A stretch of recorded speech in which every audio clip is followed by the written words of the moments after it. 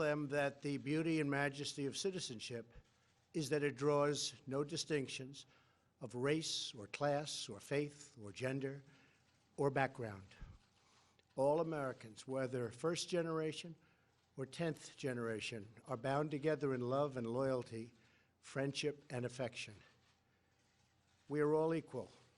We are one team and one people, proudly saluting one great American flag. We believe in a safe and lawful system of immigration, one that upholds our laws, our traditions, and our most cherished values. Unfortunately, our immigration system has been badly broken for a very long time. Over the decades, many presidents and many lawmakers have come and gone, and no real progress has been made on immigration. We are now living with the consequences, and they are tragic, brought about by decades of political stalemate, partisan gridlock, and national neglect. There is a humanitarian and security crisis on our southern border that requires urgent action. Thousands of children are being exploited by ruthless coyotes and vicious cartels and gangs. 1 in 3 women is sexually assaulted on the dangerous journey north. In fact, many loving mothers give their young daughters birth control pills for the long journey up to the United States because they know they may be raped or sexually accosted or assaulted. Nearly 50 migrants a day are being referred for urgent medical care. Vast quantities of lethal narcotics are flooding through our border and into our communities, including meth, cocaine, heroin, and fentanyl. Drugs kill 78,000 Americans a year and cost our society in excess of $700 billion. Heroin alone kills 300 Americans a week, 90% of which comes across our southern border. We can stop heroin. Illegal immigration reduces wages and strains public services. The lack of border control provides a gateway, a very wide and open gateway, for criminals and gang members to enter the United States, including the criminal aliens who murdered a brave California police officer only a day after Christmas. I've gotten to know and love angel moms, dads, and family who lost loved ones to people illegally in our country. I want this to end. It's got to end now. These are not talking points. These are the heartbreaking realities that are hurting innocent, precious human beings every single day on both sides of the border. As a candidate for president, I promised I would fix this crisis, and I intend to keep that promise one way or the other. Our immigration system should be the subject of pride, not a source of shame, as it is all over the world. Our immigration system should be the envy of the world, not a symbol of disunity and dysfunction. The good news is these problems can all be solved, but only if we have the political courage to do what is just and what is right.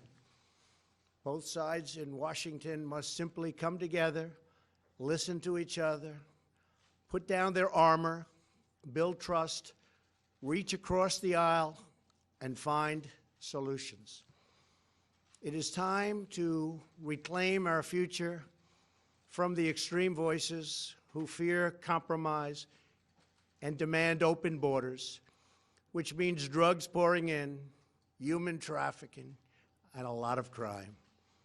That is why I am here today, to break the logjam and provide Congress with a path forward to end the government shutdown and solve the crisis on the southern border. If we are successful in this effort, we will then have the best chance in a very long time at real bipartisan immigration reform. And it won't stop here. It will keep going until we do it all. The proposal I will outline today is based on, first and foremost, on input from our border agents and Homeland Security professionals, and professionals they are. They know what they're doing. It is a compassionate response to the ongoing tragedy on our southern border. In recent weeks, we have met with large numbers of Democrat lawmakers to hear their ideas and suggestions. By incorporating the priorities of rank-and-file Democrats in our plan, we hope they will offer their enthusiastic support, and I think many will. This is a common-sense compromise both parties should embrace.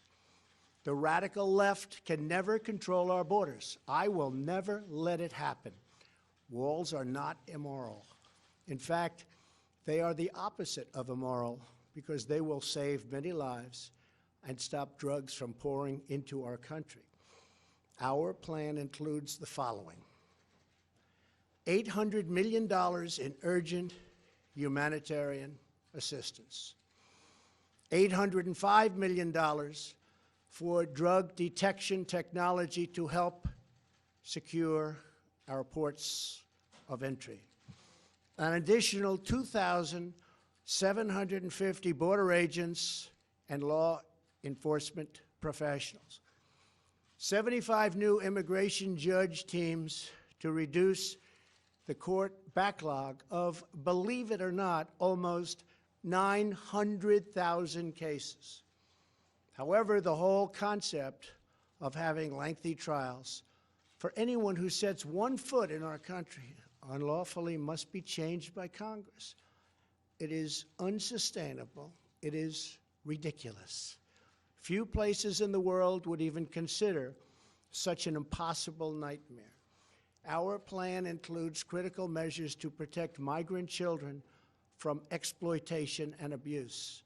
This includes a new system to allow Central American minors to apply for asylum in their home countries and reform to promote family reunification for unaccompanied children, thousands of whom wind up on our border doorstep. To physically secure our border, the plan includes $5.7 billion for a strategic deployment of physical barriers, or a wall. This is not a 2,000-mile concrete structure from sea to sea. These are steel barriers in high-priority locations.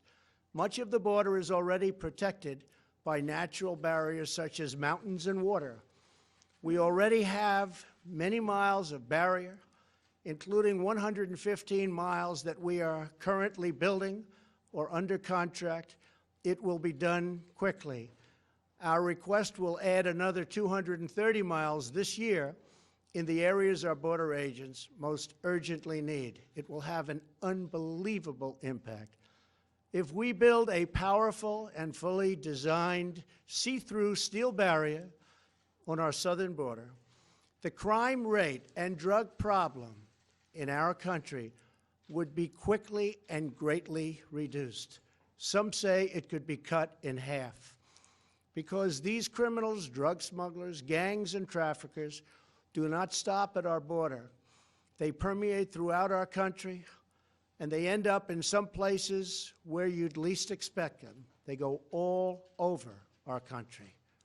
A steel barrier will help us stop illegal immigration while safely directing commerce to our lawful ports of entry. Many of these security ideas have been proposed by Democrats themselves, and all of them have been supported by Democrats in the past, including a physical barrier wall or fence. Furthermore, in order to build the trust and goodwill necessary to begin real immigration reform, there are two more elements to my plan. Number one is 3 years of legislative relief for 700,000 DACA recipients brought here unlawfully by their parents at a young age many years ago. This extension will give them access to work permits, Social Security numbers, and protection from deportation, most importantly. Secondly, our proposal provides a 3-year extension of temporary protected status, or TPS.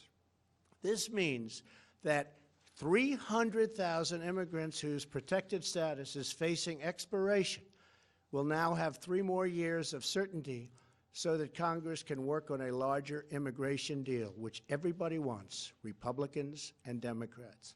And our farmers and vineyards won't be affected because lawful and regulated entry into our country will be easy and consistent. That is our plan. Border security, DACA, TPS, and many other things. Straightforward, fair, reasonable, and common sense with lots of compromise. Senate Majority Leader Mitch McConnell has pledged to bring this bill to a vote this week in the United States Senate. Our proposal is not intended to solve all of our immigration challenges. This plan solves the immediate crisis, and it is a horrible crisis. It is a humanitarian crisis like we rarely see in our country. And it provides humanitarian relief, delivers real border security, and immediately reopens our federal government. If we are successful in this effort, then we can start the border project of remaking our immigration system for the 21st century. Once the government is open and we have made a down payment on border security and immigration reform starts to happen, I plan to convene weekly bipartisan meetings at the White House so we can do a finished product, a great product, a product that we can all be proud of having to do with that elusive immigration problem. Whatever we do, I can promise you this: I will never forget that my first duty and ultimate loyalty is to you, the American people. Any reforms we make to our immigration system will be designed to improve your lives, make your community safer, and make our nation more prosperous and secure for generations to come. Thank you, and God bless America. Thank you. Path to citizenship, Mr. President. You supported a path to citizenship last year, Mr. President.